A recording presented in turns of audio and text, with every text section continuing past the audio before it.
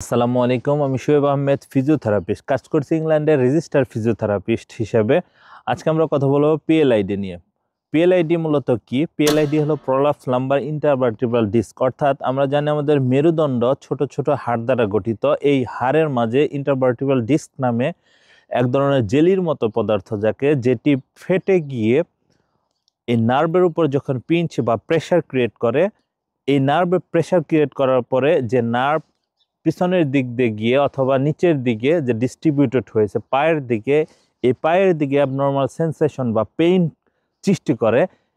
এই অবস্থাকেই বলা হয় পিএলআইডি। এই পিএলআইডি হলে আমাদের যে সমস্যা হয়, তাহলে আমরা জানি যে কিছু উপসর্গ আছে। আপনি যদি ঘুম থেকে ওঠার পরে দেখেন প্রচণ্ড ব্যথা, আপনার কিছু হাঁটার পরে এই ব্যথাটা কিছুটা কমতে পারে, এটা হলো পিএলআইডির একদম সূচনা।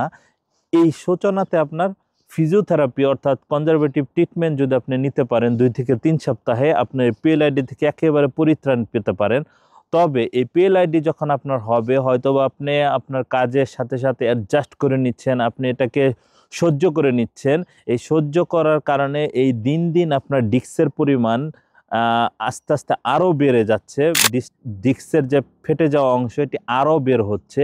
এই বের হওয়ার কারণে আপনি তো অ্যাডাপ্ট করে নিচ্ছেন আপনার কাজের, আপনি চাচ্ছেন না যে আপনার কাজ থেকে ছুটি নিতে, বা আপনার যে জীবন দ্বারা এটি ব্যস্ততার মাঝে আপনি এটাকে ইগনোর করতেছেন। এই ইগনোর করার কারণে একটা সময় দেখা যাবে যে এই পিএলআইডি আপনার দিনকে দিন বেড়ে যাচ্ছে। এই বেড়ে যাওয়ার কারণে একটা সময় গিয়ে দেখা যাবে এটি অতিমাত্রায় বেড়ে গেছে। যেমন আপনার কিছু রেড ফ্ল্যাগ ডেভেলপ করতে পারে, বিশেষ করে আপনার পায়ের যে গোড়ালি আছে এটি উইক হয়ে যেতে পারে, আপনার পায়ের বৃদ্ধাঙ্গুল এটি সেন্সলেস বা এটার সেন্সেশন কমে যেতে পারে, আপনার হাঁটার ক্ষেত্রে দুর্বলতা অনুভব করতে পারেন, আপনার পা উঠাতে সমস্যা হতে পারে। এই সমস্যাগুলো যখন হবে তখন কিন্তু কনজারভেটিভ ট্রিটমেন্ট ফিজিওথেরাপিতে এটার যে ইফেক্টিভনেস এটি কমে যাবে, তখন আপনার সার্জারির দিকে যাওয়া লাগতে পারে। এছাড়া আপনি যদি পেশাব পায়খানা ধরে রাখতে না পারেন, সেক্ষেত্রেও আপনার একটা ভয়ঙ্কর বিষয়, তখন আপনার সার্জারির দিকে যাওয়া লাগতে পারে। আপনার তীব্র ব্যথা, সব সময় ব্যথা, কনস্ট্যান্ট ব্যথা, বসে থাকতে, শুয়ে থাকতে, দাঁড়াতে, হাঁটতে সব সময় ব্যথা, এরকম সময় আপনার অপারেশনে যাওয়া লাগতে পারে। অর্থাৎ এই যে রেড ফ্ল্যাগগুলা, এটি যে পরবর্তী যে ধাপগুলা সেকেন্ডারি কমপ্লিকেশনের মতো, যে আপনার সিমটম, সেকেন্ডারি কমপ্লিকেশনের আগে আপনার কনজারভেটিভ ট্রিটমেন্ট অথবা ফিজিওথেরাপি ট্রিটমেন্টের দিকে আসতে হবে। এই বিষয়ে আপনার স্পষ্ট ধারণা থাকতে হবে, না হলে আপনি এই ছোট একটা কন্ডিশনের কারণে আপনার জীবন উলটপালট হয়ে যেতে পারে।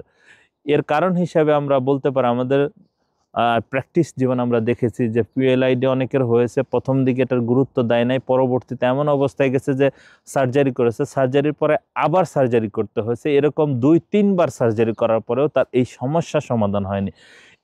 এর কারণ হিসাবে আমরা বলতে পারি যেটি হলো মেকানিক্যাল প্রবলেম। মেকানিক্যাল প্রবলেম বলতে আমাদের যে স্ট্রাকচারাল প্রবলেম, এই স্ট্রাকচারের কারণে আপনার একটা নির্দিষ্ট নিয়ম মাফিক বা আপনার জীবন ধারণের যে আপনার কাজের ধারা, আপনি ধরেন আপনি বসে কাজ করেন, ডেস্ক ওয়ার্ক করেন, কিংবা আপনার ভারী জিনিস উঠানোর ক্ষেত্রে আপনার এই পেলাইড হয়ে গেছে, তো আপনি ঝুঁকে কাজ করেন, লং টাইম দাঁড়িয়ে কাজ করেন, এই কাজগুলো আপনি কোনোভাবে ছাড়তে পারতেছেন। আপনার যে পেশা, বিশেষ করে আপনি যদি ব্যাংকার হন, আপনি যদি বসে কাজ করার কোনো কাজ করে থাকেন, সুতরাং আপনার ডেস্ক ওয়ার্ক করে থাকেন, এই ডেস্ক ওয়ার্ক বা বসে থাকার কাজ থেকে আপনি এগুলো কাজ ছাড়তে পারতেছেন না, সেক্ষেত্রে আপনার মডিফাই ওয়েতে করতে হবে, আপনার ফিজিওথেরাপির টাচে থাকতে হবে, ফিজিওথেরাপি ট্রিটমেন্টের মধ্যে থাকতে হবে।